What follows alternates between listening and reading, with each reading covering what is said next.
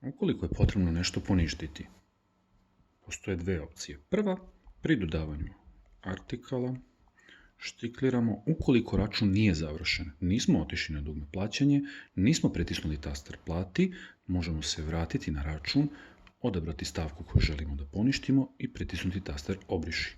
Isto ponoviti za sljedeću stavku ili za sljedeću stavku. Ukoliko ih imamo više, ne moramo brisati stavku po stavku, možemo pritisnuti dugme opcije i otkaži račun koji će poništiti ceo račun.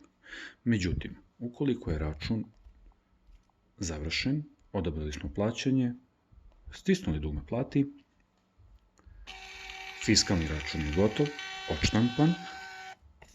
Ranije se mogao brisati nalogom za ispravku. Ovog puta naloga za ispravku nema, pošto se sve nalazi na elektronskom žurnalu i samim tim na serverima Poreske uprave.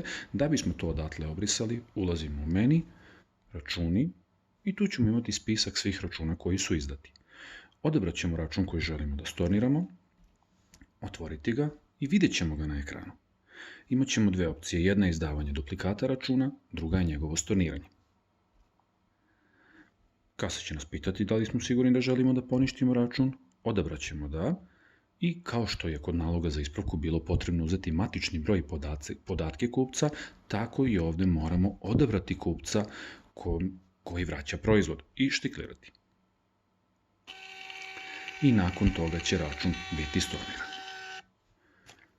Dodavanje kupca smo prošli